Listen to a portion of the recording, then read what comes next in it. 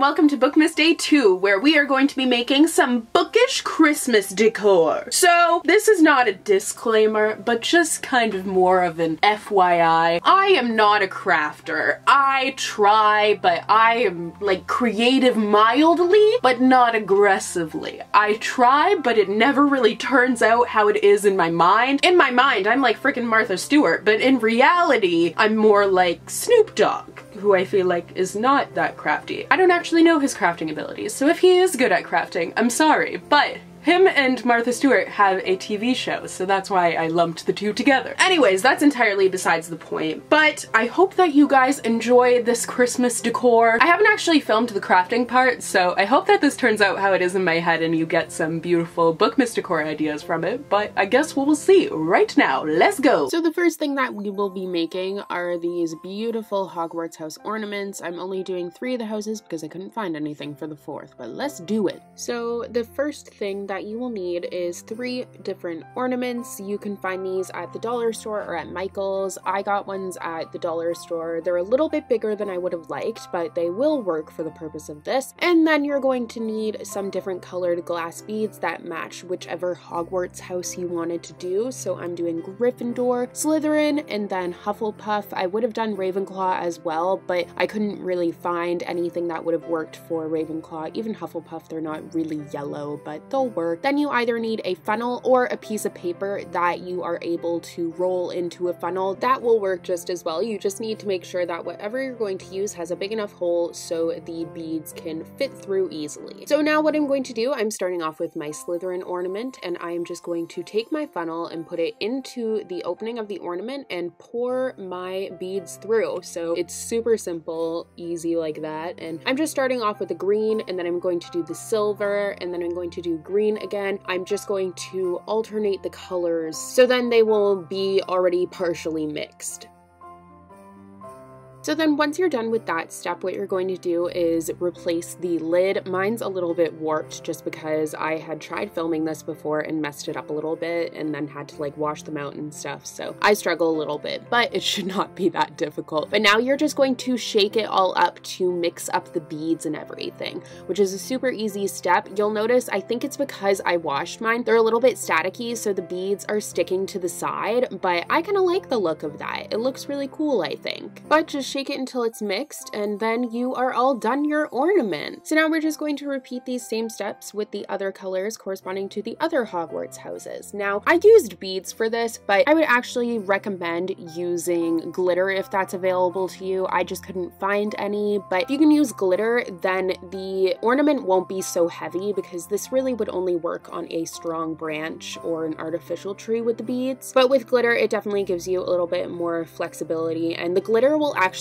do what the first one did, so it'll kind of stick to the sides of the ornament a little bit, which I think would look really pretty. Another way that you could kind of spice this up and make it look a little bit prettier is if you had stickers of each of the emblems for the Hogwarts houses. I think that would look really nice if you put that over top. I didn't have any, but if you added that, it would look really cool. So here is the finished product for all 3 of our Hogwarts house ornaments. I think they look really cool. They're tons of fun, and they're kind of a little bit more of a subtle Harry Potter decoration. Next, we are going to be making this beautiful Bookmas wreath. I love how this turned out, and it's super easy to make and very inexpensive.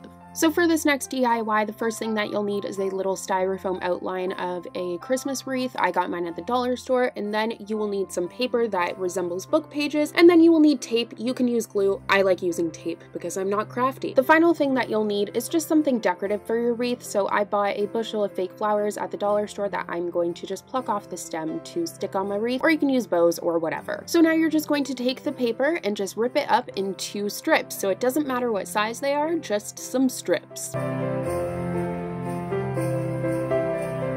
So now you're going to take your wreath and you're going to wrap the strips of paper around the wreath and just cover it with them. Make sure that you can see the torn edges. It adds some kind of texture to it, and I'm just taping them on there. Like I said, you can use glue, but tape is my lifesaver. Now, I didn't use real book pages. What I actually did was I went and lorem ipsum is like this Latin text that graphic designers use. Just Google it. It's easier than me explaining it, but I just Googled that and I just put it on a piece of paper, made sure there were no no spaces or anything in between it, so then it made like a full page of text, and I just printed out a bunch of copies of that. But you can use real book pages if you would like to. I have no problem with people destroying books as long as they're repurposing them into something else. I think that's a great thing. It's definitely very controversial, but I like when people do that. Or you can do what I did, or you can look up your favorite text that is in the public domain, aka a classic, and print out a few pages from that and use that. Now, I decided not to do anything else to mine, but you can use like tea bags or coffee to make it look like aged paper. That would look really nice too. So now we're going to be adding in some decor. So I'm just taking a tool that I had around. It's not even a tool, it's like a star that you'll see later, but I'm just poking in holes where I want to place the flowers. So now I'm just taking the fake poinsettias that I bought, and I'm just going to be placing 2 on here. So the little nub, I guess, that is left behind when you pluck it off of the stem, that fits perfectly into the hole that I left, which is awesome, and it stays in there really securely actually. You can put as many flowers as you want. If you want to scatter them throughout the wreath, that would look really cool too, but I just decided to do the 2, and I think they look really nice. And then I decided to actually add in this little, what would you even call it, like part of a branch that came in the bushel of flowers. I decided to be real fancy and add that in as well. So I'm just making the hole for that, and then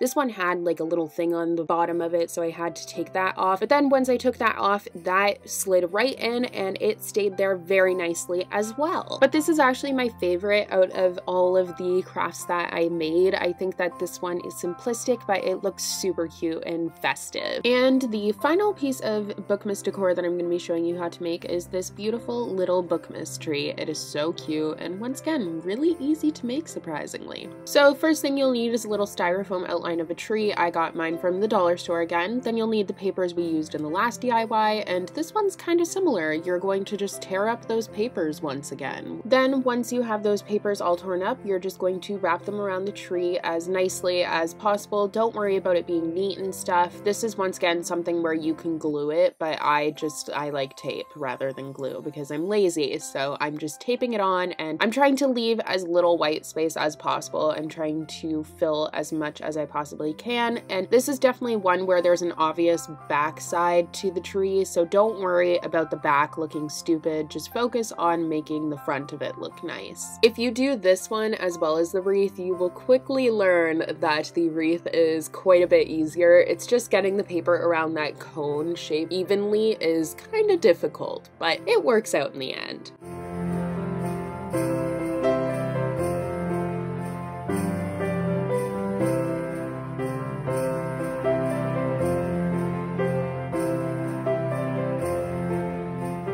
So now that I have my Christmas tree all wrapped in paper, I am going to just take that same stick star thing that I used in the last DIY to poke a hole, and I'm going to stick it into the tree. Now, I was debating just leaving this in and having it be a star on top, and you can definitely do that. I got this star from Michael's, but the star looked a little bit big, and I decided that I didn't really like it, so I decided to do something else. But first, what I decided to do is make a little platform for my tree. So I got this little snowflake cutout from the dollar store, but you can definitely just cut out a snowflake shape or a star shape or whatever shape you want from cardboard and like paint it or something, or just leave it as is and that will look cool. Now, this is definitely an instance where glue is probably the superior option, but I decided to tape it onto the snowflake because once again, I am lazy and tape works and it's easier than glue, so I used tape. I'm too messy of a person to be able to use glue. Now for the topper, I tried a couple of different things, but I ended up going with these bows. They have a little twist tie back, so I just stuck that into the hole that was left behind from the star, and it ended up staying there quite nicely, and I think it makes the tree look super cute and is a nice finishing touch, but you can do whatever you would like. Now, I felt like I needed something else to kind of make this look complete. You can totally leave it as is, but I decided to crumple up the leftover strips of paper that I had and place it around the base of the tree so it kind of looks like snow, you know, kind of gives that effect. Either way, I feel like it just kind of completes it, but that's just my personal opinion.